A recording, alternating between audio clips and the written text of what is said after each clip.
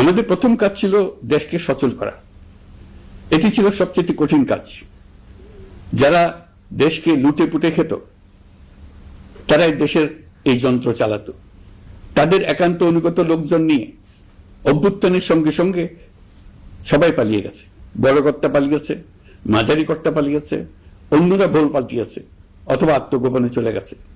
কেউ নানা জনের সুপারিশ নিয়ে আসছে, তারা অভ্যুত্থানের গোপন সৈনিক ইত্যাদি। সরকারের ভেতর যারা পালিয়ে যাননি তাদের মধ্যে কাকে বিশ্বাস করবেন, কাকে বিশ্বাস করবেন না, এটি মহাসংকট হয়ে দাঁড়ালো। যতই মৃতদেহের অঙ্গ প্রত্যঙ্গবিহীন দেহের সন্ধান আসছিল ততই তারা চিহ্নিত হচ্ছিল। সেই থেকে 18 মাস চলে গেছে। অবশেষে 12ই ফেব্রুয়ারি আসলো।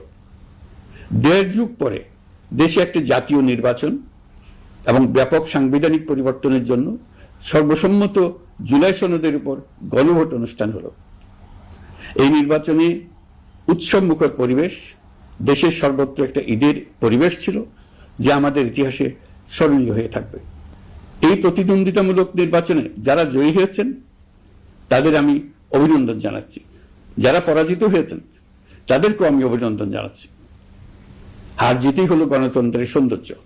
যারা জয়ী হয়েছেন তারা মোট ভোটের প্রায় অর্ধেক পেয়েছেন। যারা জয়ী হতে পারেননি তারাও মোট ভোটের অর্ধেক পেয়েছেন। যারা জয়ী হতে পারেননি তারা এই জেনে আশ্বস্ত হবেন যে প্রায় অর্ধেক ভোটার আপনাদের উপর আস্থা রেখেছে। আগামী দিন নতুন সরকার দায়িত্ব গ্রহণ করবে।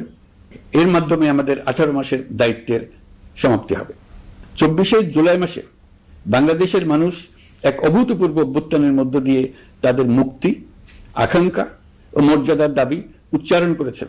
সেই সময় দেশ একটি গভীর রাজনৈতিক, অর্থনৈতিক, প্রাতিষ্ঠানিক ও মানবিক সংকটে নিপতিত ছিল। রাষ্ট্রযন্ত্রের উপর মানুষ আস্থা হারিয়ে ফেলেছিল। গণতন্ত্র হয়েছিল ধূলিসাৎ, ভবিষ্যৎ ছিল অনিশ্চিত।